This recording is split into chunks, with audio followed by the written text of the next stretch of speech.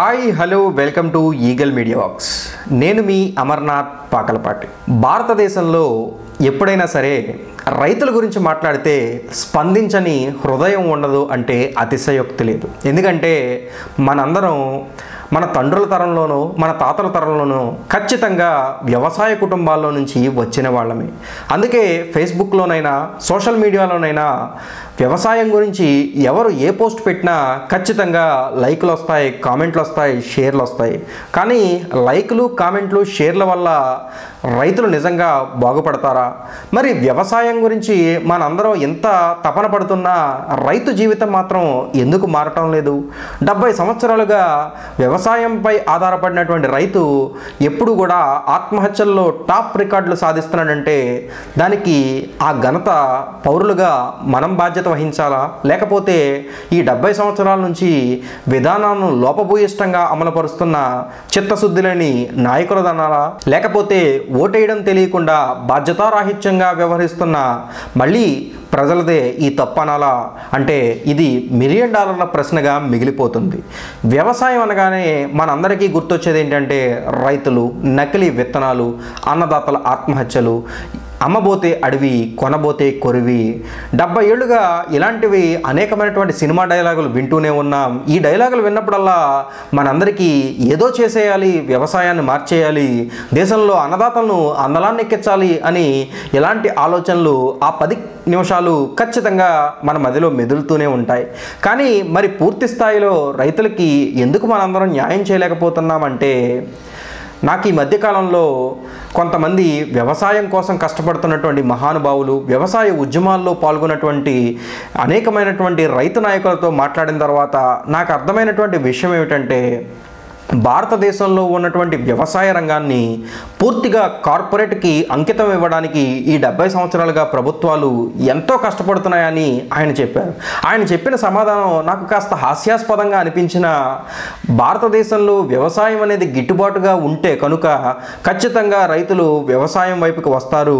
అలా కాకుండా ప్రతిరోజు హీనాతిహీనమైనటువంటి పరిస్థితులు రైతులకి దగ్గరగా చూపిస్తూ పంట పండిస్తే కొనేవాడు లేకుండా, కొంటే తక్కువ ధరకు కొనేటట్టు అనుక్షణం సతమతమవుతూ అన్నదాతలు ఆత్మహత్యకు వైపుగా అడుగులు వేస్తే కనుక వ్యవసాయాన్ని పూర్తిగా వదిలేస్తారు. అప్పుడు కార్పొరేట్లు వ్యవసాయం రంగంలోకి వచ్చి వ్యవసాయాన్ని అద్భుతంగా వారి కనుసన్నల్లో ఎలా అయితే ఫ్యాక్టరీలను ఉత్పత్తి చేసి కోట్లు గడిస్తున్నారో వ్యవసాయాన్ని కూడా అదే స్థాయిలోకి మార్చడానికి ప్రయత్నం చేస్తున్నారు అని చెప్పారు.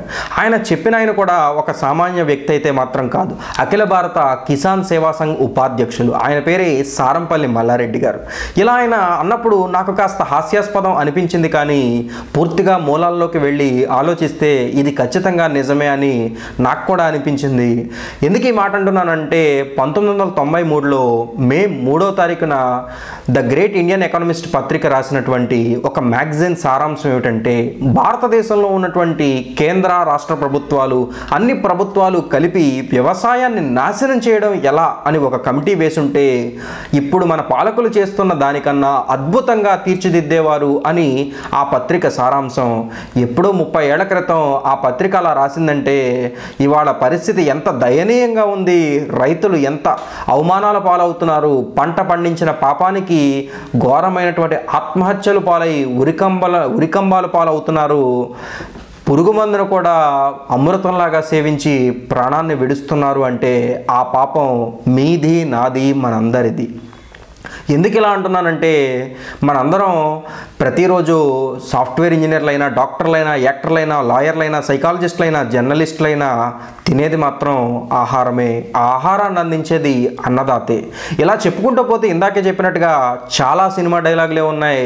కానీ ఎందుకు వ్యవసాయం ఇంత సంక్షోభానికి దారితీస్తుంది అంటే, చిత్తశుద్ధి కరువై అటు పాలకులకి ఇటు రైతులకి పూర్తి స్థాయిలో అవగాహన లేక అని ఎందుకు అంటున్నానంటే, ఉదాహరణకు మీరు ఎవరైనా ఒక రైతు దగ్గరికి వెళ్ళి మీ సమస్య ఏంటి అని అడిగితే వారికి ఉన్నటువంటి శాశ్వత సమస్యల గురించి చెప్పకుండా కనీసం రుణమాఫీ అన్నా చేస్తే బాగుండు, లేకపోతే ఫ్రీగా ఏదో ఒక పథకం ఇస్తే బాగుండు అని అనుకుంటారే తప్ప నిజంగా రైతులు పండించినటువంటి పంటలకు మంచి రేట్లు వచ్చి వారు ఎసెన్షియల్ కమోడిటీ యాక్ట్ లాంటి యాక్ట్లను పక్కన పెట్టి స్వచ్ఛందంగా ఎక్కడ కావాలంటే అక్కడ, ఏ రాష్ట్రంలో కావాలంటే ఆ రాష్ట్రంలో ఎగుమతులు కావాలంటే ఎగుమతులు చేసుకునే శక్తి సామర్థ్యాలు రైతులకు కనుక నిజంగా ఇచ్చినట్లయితే ఒక్క రైతు కూడా ఆత్మహత్య చేసుకోడు. ఈ దేశంలో అనేకమైనటువంటి పంటల్ని మనం దిగుమతి చేసుకుంటున్నాం.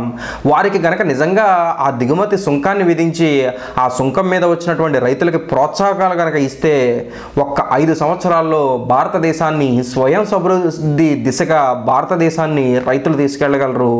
ఏ రంగంలోనైనా నిజంగా రైతులు విప్లవాత్మకమైనటువంటి మార్పులు నాంది పలకగలరు. ఎందుకంటే ఒక్క గింజ నుంచి 1000 గింజలను ఉత్పత్తి చేసే శక్తి సామర్థ్యాలు ఉన్నటువంటి అపర మేధో సంపత్తి కలిగినటువంటి వ్యక్తి ఎవరైనా ఉన్నారంటే ఈ దేశంలో వాళ్ళు రైతులు. కానీ రైతు అంటే ఎప్పటికీ మనం ప్రభుత్వానికి బానిసలుగా ఉండేటువంటి వాళ్ళగా తీర్చిదిద్దాం. రైతు కష్టాలను మాత్రం పట్టించుకునే నాదుడే లేడు.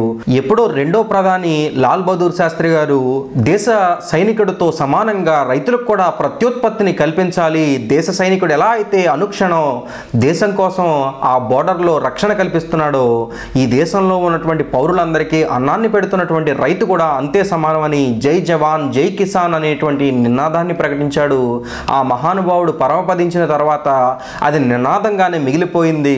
ఆచరణలో మాత్రం ఆ రైతు ఎప్పుడు అందలాన్ని ఎక్కడం మాత్రం జరగట్లేదు, ఆ ఉరికంబాల పాలు మాత్రం అవుతున్నాడు. దీనికి పూర్తిగా బాధ్యత మళ్ళీ మీది నాది మనందరిది. ప్రభుత్వాలను విమర్శించడం వల్ల నాకు తెలిసి వచ్చే పరిణామాలు మాత్రం పెద్దగా కనిపించవు. ఎందుకంటే ఇప్పటికే వాళ్ళు విమర్శలు విని విని విని వారి బుద్ధిని కూడా మందంగా తయారు చేసుకున్నారు. ఇక రైతుల్ని మాత్రం పట్టించుకోవాల్సింది మనమే. ఇక రైతులను ఏ రోజు కూడా రోడ్డెక్కి ఉద్యమాలు చేయరు. ఎందుకంటే పాపం వాళ్ళకి సాగదు. అనుక్షణం పొలాల్లో కష్టపడుతూ మన కోసం అన్నీ త్యాగం చేసి పంటలు పండించాలి. కాబట్టి రైతులు ఏ రోజు ఉద్యమాలు చేయరు. కానీ రైతుల తరపున మనం కూడా భాగస్వామ్యం కాకపోతే ఖచ్చితంగా ఏ అమెరికా నుంచో జపాన్ నుంచో ఇప్పటికే మనం చాలా దిగుమతులు చేసుకుంటున్నాం. భవిష్యత్తులో అన్నాన్ని కూడా దిగుమతి చేసుకునే పరిస్థితులు మాత్రం వస్తాయి. వీటన్నిటిని అడ్డుకట్ట వేయాలంటే అటు రైతుల పట్ల అటు రైతు కుటుంబాల నుంచి వచ్చిన మనం కూడా పూర్తి స్థాయిలో అధ్యయనం చేసి వ్యవసాయానికి బాసటగా నిలవాలని ఆకాంక్షిస్తున్నాం. Thank you for watching. Like and subscribe Eagle Media Works.